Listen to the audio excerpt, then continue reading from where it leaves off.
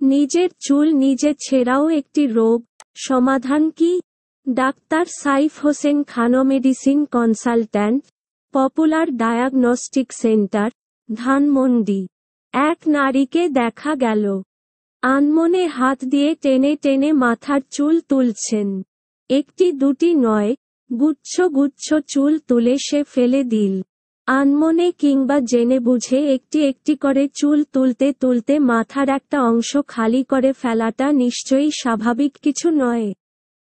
মেডিকেলের ভাষায় এটাকে বলে ট্রাইকোটিলোম্যানিয়া। এটি একটি মানসিক রোগ। ভুক্তভোগী নিজেই যেখানে টেনে টেনে নিজের চুল তুলে ফেলেন।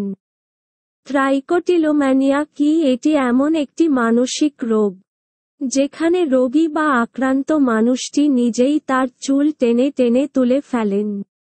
হঠাৎ একদিনে ব্যাপারটি হয় না। অভ্যাসটি তিনি অনেক দিন ধরে গড়ে তোলেন, আর প্রায়ই সেটি করতে থাকেন। একসময় ইচ্ছা করেও এই অভ্যাস বা কাজ থেকে নিজেকে বিরত রাখতে পারেন না। অনেক সময় বুঝতে পেরে এই কাজ থেকে বিরত থাকতে চেষ্টাও করেন, কিন্তু তারপরও দেখা যায় আবার একই কাজ করছেন। শুরুতে অনেকেই বিষয়টিকে বড় কোনো সমস্যা মনে করেন না, কিন্তু এক পর্যায়ে দেখা যায় এই আচরণ থেকে নিজেকে আর বিরত রাখতে পারছেন না রোগী। বরং এ কাজ না করলে মনের ভেতরের অস্বস্তি তৈরি হয়। চুল তোলার পর সাময়িক মানসিক অশান্তিতে ভুগতে থাকেন। এভাবে মাথার চুলের বড় একটি অংশ খালি হয়ে যায়। এই রোগকে অবসেসিভ কম্পালসিভ ডিজঅর্ডারের OCD একটি অংশ হিসেবে ধরা হয়। নারী পুরুষ যে কারো হতে পারে এ রোগ, তবে তুলনামূলকভাবে মেয়েদেরই বেশি হয়।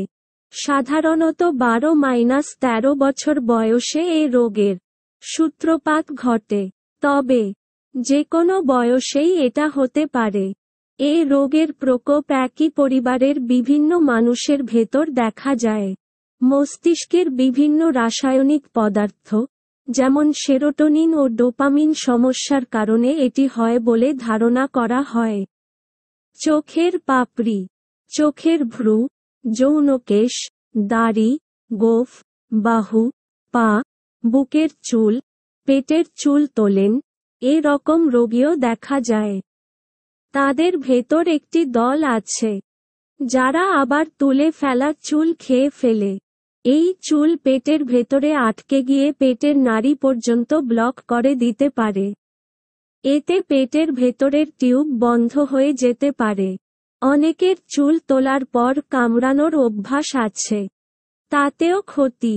এতে দাঁতের ক্ষতি হতে পারে, পেট খারাপ হতে পারে। চিকিৎসা ও করণীয় আক্রান্ত ব্যক্তির যেহেতু এটি ছাড়া আর কোনো সমস্যা থাকে না এবং অন্য সব স্বাভাবিক কাজ চালিয়ে যেতে পারেন, তাই কিছুতেই তারা চিকিৎসকের শরণাপন্ন হতে চান না। এমনকি চিকিৎসকের সামনে সমস্যাটা প্রকাশও করতে চান না। অনেকে ভাবেন এসবের আবার চিকিৎসা কি? তাই পরিবারের স্বজন বা রোগীর মধ্যে এ বিষয়ে গ্রহণযোগ্যতা বাড়ানো দরকার। এটি যে এক ধরনের মানসিক রোগ, সেটি রোগী ও তার পরিবারকে বোঝানো দরকার। ওষুধ ও সাইকোথেরাপি অনেকটা ওসিডির মতোই হয়ে থাকে এই রোগের চিকিৎসা।